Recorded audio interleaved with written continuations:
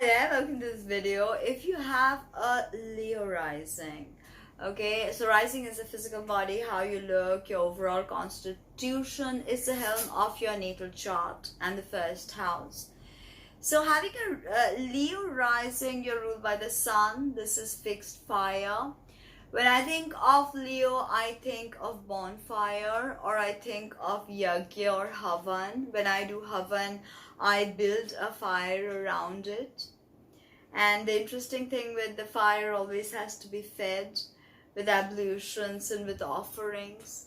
So with the Leo rising, it's very important to ask yourself, what are you feeding that fire, that havan or yagya that you're doing non-stop?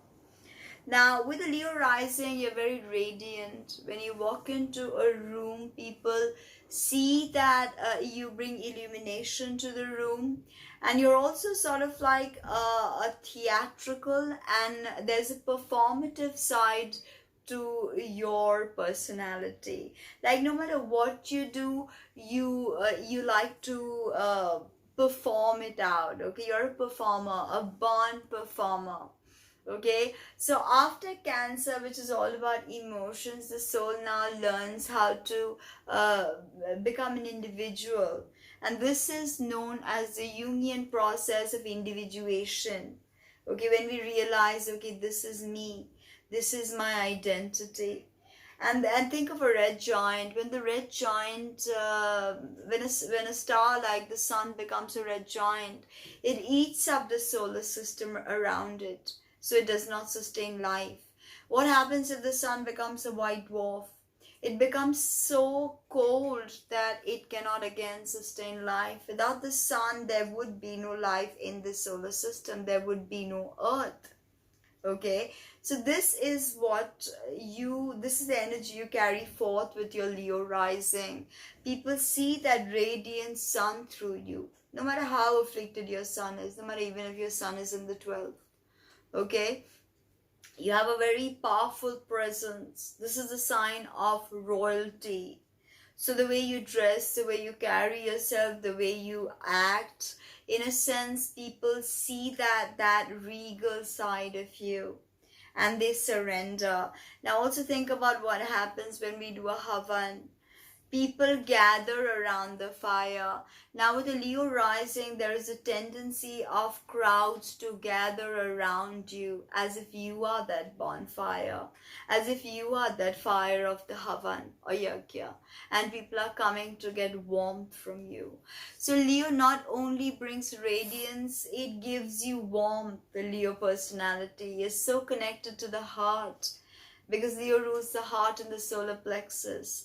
So they operate from the heart, and that means they operate from a place of deep, high spiritual intuition.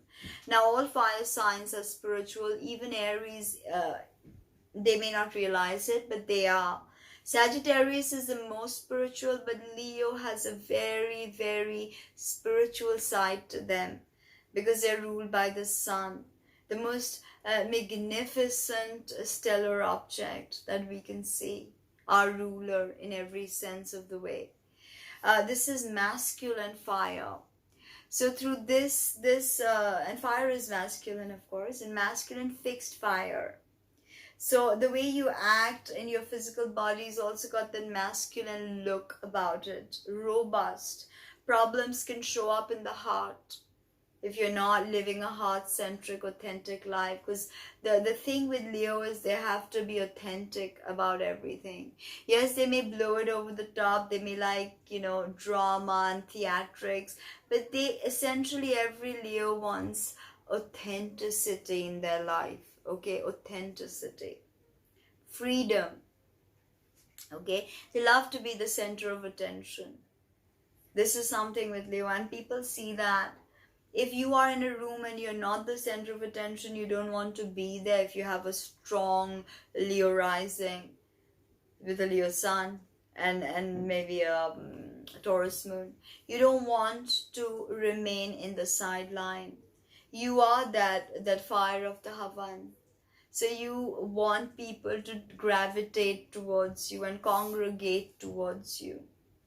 Okay, and as I said, there's a radiance about your appearance. Whether you look beautiful or you don't, there's a radiance about your appearance, and people take to that. People see that royalty, right? A leader. The thing I wanted to say is Aries, Leo, and Capricorn are the leaders of the zodiac. So people immediately see that leadership quality in you. Okay. Uh, like I said, that Leo deals with children. It's the fifth house that deals with children and creativity.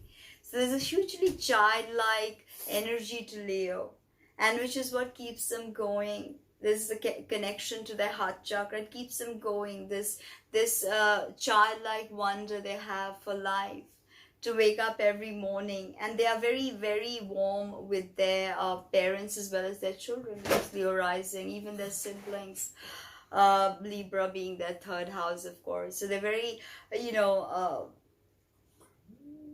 friendly with their siblings and harmonious with their neighborhood and siblings. Very, very active sign. People don't realize that the sun being and fixed solar fire, you're very active, mentally active, physically active. If you don't know how to use this yang energy and this solar energy, it will eat you up. The sun can power everything. We don't need any energy except the sun. So Leo has the tremendous reservoirs of energy that they can tap into, that is internally available to them. Okay. So physical movement is a must, whether you like yoga, Pilates, some form of physical movement is a must. And you being a Leo rising, you've probably realized this. Otherwise, you can tend to put on weight, and that can be problematic for your heart. Straight out. Even with the Leo rising, like people can see the regal side of you. People can also see that there's a very powerful animating spirit behind the way you talk, the way you walk, even the way you talk with your Louis Vuittons and the way you gesture. There's very animated. Okay, very loud sometimes, can be very boisterous, hearty laugh with the Leo rising. That kind of a laugh with that. Not a cackle. Could be a cackle. I tend to cackle, but I have Virgo rising. But that's besides the point. Leo being ruled by the sun does not give up easily. This fixed energy, the fixed modality of Scorpio, Aquarius, and Taurus, as well as Leo, they do not give up. They will forever continue. Never say die, never say never attitude with this, okay? Can be very selfish, can be arrogant, can be vain, can think that, okay, nobody's better than me and I'm the best. I'm the best, I'm the best. That could be your downfall, okay? Then you could start alienating people. But because people gravitate towards you, you're a great leader, but you can't think you're better than everybody. Okay, you must give everybody their due, and that's where your true growth will come, because Leo not only illuminates their own wisdom, they illuminate others, like the sun illuminates the moon. It doesn't say, I will not give you my light and you cannot illuminate yourself. No. The sun says, here, take my light. Show what you're made of. Show the earth what you want to show, moon. So that's you, Leo rising. Let them have your light. Illuminate others. Show them what they are good at, because you are good at very many things. So why not show other people what they're good at? If you are well tuned in Leo, you're doing this already, because Leo just brings the spontaneous, adventurous, uplifting spirit wherever they go. Believe me on that. Do not let your thirst for attention alienate you from the group that you're trying to lead, because no matter what you do, you are a leader. So I saw this meme on Facebook that makes sure the guy you're dating has the qualities of a post-apocalyptic warlord. I think Leo might be good at that in some way if they don't let their ego get in, because of course you have the Scorpios and the Aquarius, and all of them vying for the same post-apocalyptic warlord thing, but you get the point, right? Uh, Exhibitionism can get out of hand, and that can really, trigger your partner as well. But you're very loyal, Leo rising, very loyal. You like to be the center of attention, you like people to give you attention. But if you're in a relationship, you may flirt also, but you're pretty loyal somewhere. If you give your heart, you give your heart. Leo rules the heart, don't forget that. Honest, definitely. If you are having an affair, something about the way you interact with your spouse will let them know that you're having an affair. You won't be able to hide it, or play around it, or do hanky panky. You're the sun, you don't do hanky panky, okay? Everything has to come from the heart, so whatever it is, speak from the heart. With the Leo rising, the sun on your first house, radiance, take care of your heart, I told you. Bring illumination to others. Keep your physical body active, and shine light on the world. Second house, Virgo, financially you're very methodical. If you have a solid Mercury, Virgo rules your second house, so Mercury is your second house ruler. So if you have a good Mercury, you are, of course, you have to look at 8th house as well to understand. In your 10th house, your career. So all of this is intertwined. Let us say 6th house was also everyday work. But you're very methodical about your work and your money. I mean, investments, money. Okay, very methodical about that. Third house is, of course, Libra, siblings, nice, harmonious. Sometimes you have to keep the pleasantries, even if you don't really connect with them. Fourth house, Scorpio, change, a lot of change in your family life, secrets in your family life, Plutonic foundations. This is a big challenge of Leo rising, is your fourth house, Scorpio, in the whole house system. Okay, and then moving on to fifth house, Sag. So you'll be very attracted to people from different cultures, people who, are righteous, who like justice, speak the truth. Now, sixth house is a problematic house of health, and that is Capricorn. So you have to take care of your bones, stay hydrated. Capricorn also rules the skin. So, right, Saturn is going to be the key there to truly figure out. And now, if you really look at Leo, no planet is exalted over there. Only the sun has rulership there. No other planet is exalted in Leo. Okay, I mean, in a sense, Jupiter does well in Leo. Some other planets do, but Mars has a very bombastic side to being in Leo. But anyway, so moving on from your sixth house, your polarity, your seventh house is Aquarius. So marriages will always be unconventional. Don't expect a conventional marriage. And the marriage partner can also be very Saturnine, because Aquarius is also ruled by Saturn. And also can be iconoclastic, or the black sheep of the family. Eighth house, you're moving into your eighth house, which is Pisces. So house of debts, taxes, keep them up to date. Even house of death is the eighth house. So, don't drink too much, because that could be the cause of death. Pisces is intoxication as well. Don't get addicted to anything. Leos can also be a very addictive personality, especially if it garners them fame. Okay, your 8th house is Pisces, your 9th house is Aries. So, when you travel, you like to travel in a very adventurous way. And there could be problems, of course, with your higher education. Aries in the 9th can, Mars rule 9th house, problems with your higher education if you're not careful. Even problems during long distance travel. Depends on Mars placements, of course, but Mars is a malefic. Okay, and Taurus is your 10th house, Leo.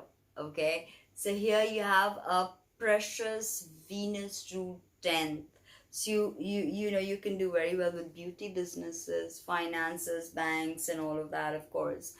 Gemini is your 11th house, so you can write and reach large groups of communities through the internet, which is 11th house in Gemini's writing, or all things office related, actually. Even money, zeros and ones, Gemini now, okay?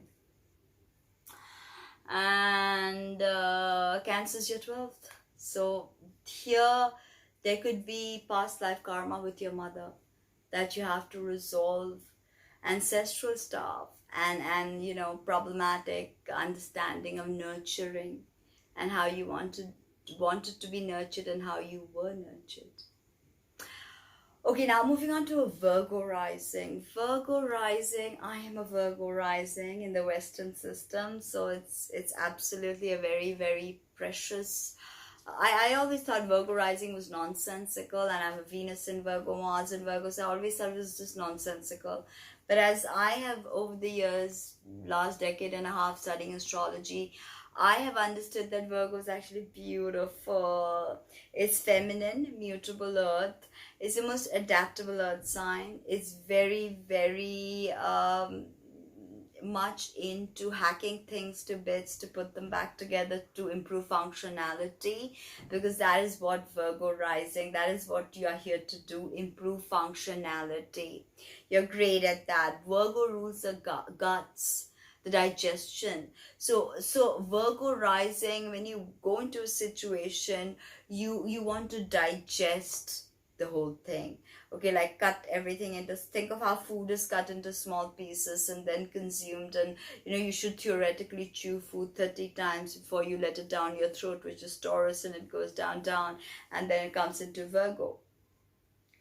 So this is, you have to assimilate, Virgo rising, what you're digesting, integrate, purge whatever you don't want. It's important because you are digestion. Virgo also rules the nervous system, so you know that can be tricky.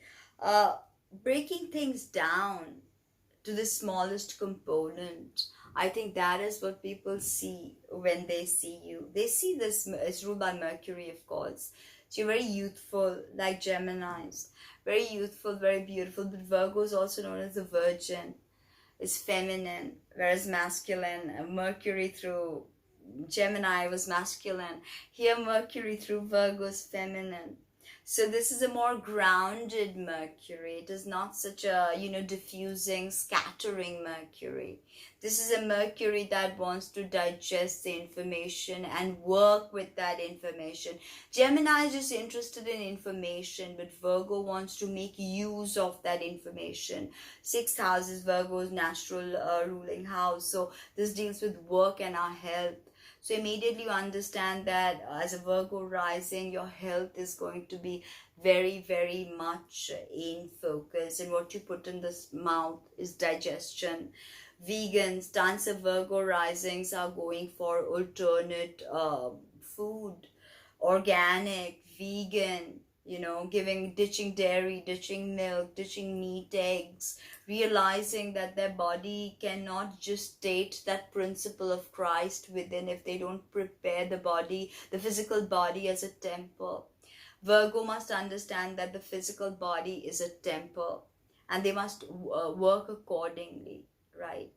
It is not something to treat shabbily as a Virgo rising. Respect your body, touch base with it, grounded, because this is a mercurial sign. Virgo is the only earth sign that's more in the head, that needs more grounding, can be very anxious, because Mercury, just the trickster, can make one very anxious. Okay, now whatever Virgo cannot digest, it pukes it out, and this puking out is the harshness that comes through Virgo risings. People can think, oh, she's so critical, she's so analytical, so left-brained. It's because, you know, you have to tell people what is not working. You've already taken in everything, you've digested it. What is toxic, you will throw up. As a Virgo rising, you're not going to keep it inside, because you're here to digest everything, information included, right? That is why they are so nitpicky about what they literally put in their mouth, who they touch, who they have sex with. That's why they're a very chaste sign. Virgo risings do not need to have sex every night, like say a Taurus rising could really do with sex, or Aries, or anybody. Okay, more libidinal Mars rule signs, Scorpio, Aries, and stuff like that. Even Capricorn can be very, very sensual. Okay, very focused on details, very detail oriented, and this gives Virgo rising the tremendous power to work through projects, work through ideas, write that novel, write that blog, do it. You know, you're ruled by Mercury, communication, making videos, amazing for you. However it is, you need to basically work with details. Amazing. Virgo deals, the sixth house deals with everyday work. So it's amazing to have this energy with of the Virgo rising. Believe me, you don't believe it. If you have a Virgo rising, you think it's tough. Try working without this determination and this constant need to improve efficiency. Virgos are amazing doctors because they have amazing diagnostic skills. They will diagnose any problem. You take a problem to a Virgo if you want it to be solved. Virgo, Scorpio, some of the best sleuths and detectives have this combination. Virgo, Scorpio. Okay? Very steady, and they can separate the wheat from the chaff. That very discerning energy as a Virgo rising, and people see that. You're not bluffy, jokey like the Yang Mercury, like Loki, like the trickster. You're more sober, very efficient, very industrious, want to help. I love the yin version of Mercury actually. Here Mercury actually applies itself. Mercury is hermaphrodite or androgynous. So here Mercury is she, yin, earth, and she's actually something you can ground. In Gemini, the energy of Mercury is not easily groundable. Virgos, that's why they can be the best surgeons, best veterinarians. Sixth house, also the house of pets. A Virgo risings can have multiple animals in the house, especially dumping multiple planets in the first house like mine. I'm an animal rescue and caregiver, working with animals, old people. Great at providing service, archetype of service, believe me. Very dependable. One would say, okay, this is mutable earth. How are they as dependable as, say, fixed earth Taurus? They are very dependable, if not more so. And not only Virgo risings are dependable, they are also adaptable to your problems. They will try to and solve. Problem solving. That is what they apply their diagnostic skills and solve your problems, people. That is what Virgo rising wants to do. And they can be the best editors because they love fact checking. Anything to do with, okay, this is a serial killer, John Wayne Gacy did this murder, he killed 13 men, this, and the Virgo rising knows all these details. Okay, the Virgo rising knows all the players in the team and their special moves and the number of the jerseys. Very, very much into fact checking. They can assess anything. Virgo deals with healing, physical healing. Pisces, its polarity, deals more with the spiritual. But Virgo can assess any situation, even spiritual situations, believe me. And remember how I told you that Virgo hacks everything just to put it back again. Not that they're destructive. If it can be said, Virgo is probably the least destructive sign. They want to always recycle. There's always a recycling component to Virgo rising. Waste not, want not. Frugal. There's a frugality to Virgo rising, but Virgo essentially is not an energy that is pioneering. As a Virgo rising, you're not pioneering unless, say, you have an Aries exalted sun or something like that, okay? You're not very pioneering. You react to situations. Okay, this happened to me, so what do? Even me, I find myself throughout my life, I've mostly been reactive. Only when I realized that, okay, this is how this archetype of Virgo, then I started to step out of that paradigm. It's very important. And Virgo, virgin, actually does not mean sexually chaste women. The virgins were sacred sexual priestesses in the temple of Ishtar, Inanna, Hathor, that actually who were involved in sex rituals to heal men. So there's a very sexual component to Virgo that we oftentimes don't realize. Okay, in fact, Scorpio and Virgo in the ancient Babylonian system were fused together. Even in the Sumerian system were fused together. Later on, Libra was introduced and Virgo and Scorpio was split up. So you see, Virgo is very sexual, but you know, they downplay. They don't want to acknowledge that side. That can create problems, okay? The shadow side of Virgo, very dry, very much into perfectionism, very critical of others, of self, you know, always negative, pessimistic, pedantic, critical. But if you really love your Virgo, listen to what they have to say, because, you know, they don't speak in vain. There is a point to why they say certain things, believe me, because they want to support, help, heal, you know, healing. I think healing is a very, very big part of Virgo energy, because they just want to optimize everything. So they realize that once you heal, you become whole. That is healing. So Virgo wants you to become whole in a way, because in Virgo, the principle, or the Christ principle, just states in the body, which is the womb. So Virgo is very, very sacred in that sense. It's midpoint.